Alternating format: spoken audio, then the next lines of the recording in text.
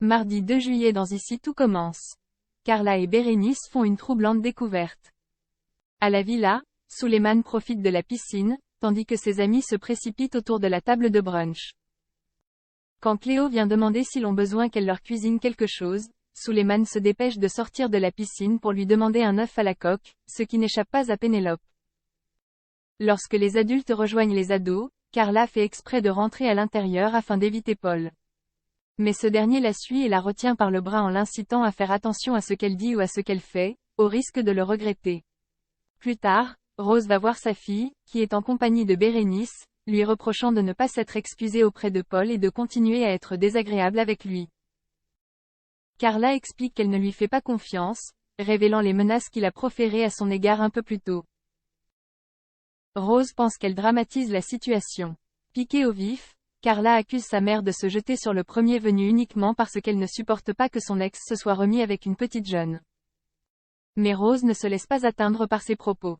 Elle est déterminée à ne pas se laisser gâcher ses vacances. Au bord de la piscine, Pénélope, Suleiman, Jasmine et Jim se prélassent sur les transats, plus ou moins gênés par les tensions entre Carla, Rose et Paul. Au même moment, Pénélope surprend Suleiman en train de mater Cléo de loin. Elle l'encourage donc à l'aborder directement. À la place, Suleiman propose à ses amis d'aller faire un tour. Ils se décident pour aller à la plage. Suleiman propose à Carla et Bérénice de venir avec eux à condition qu'il n'y ait pas de mauvaise ambiance. Il sait pertinemment que Carla les a invités à la villa juste pour embêter Rose. Carla nie en bloc et refuse sa proposition d'aller à la plage. Dès que Suleiman est parti, Bérénice abonde dans son sens. Elle estime que sa petite amie va trop loin à cause de sa jalousie envers Paul.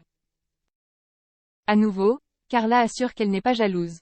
Au contraire, elle est convaincue que Paul cache quelque chose. De son côté, Rose se promène avec Paul dans le jardin de la villa et en profite pour s'excuser pour le comportement de Carla. Paul la rassure, il ne voit pas d'inconvénient à ce qu'elle reste chez lui. En effet, il a déjà eu affaire à ce genre de situation lorsqu'il sortait avec une femme qui avait déjà un fils adolescent qui ne l'aimait pas beaucoup.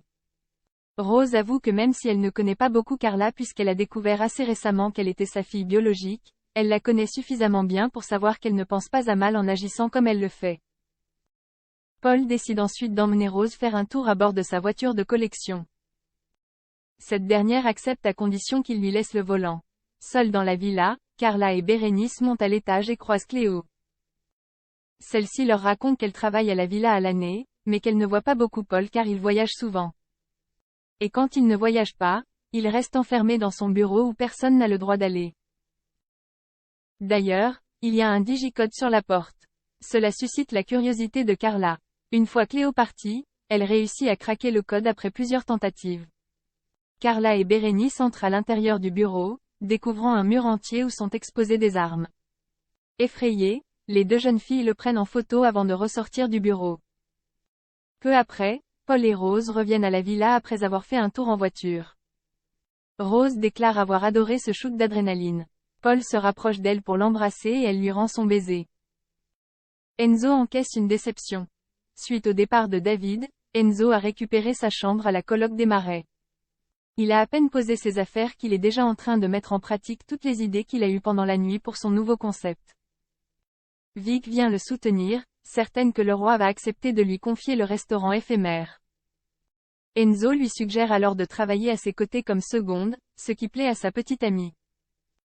Au même moment, Enzo et Vic reçoivent une convocation du directeur de l'institut. Ils se rendent donc ensemble dans son bureau.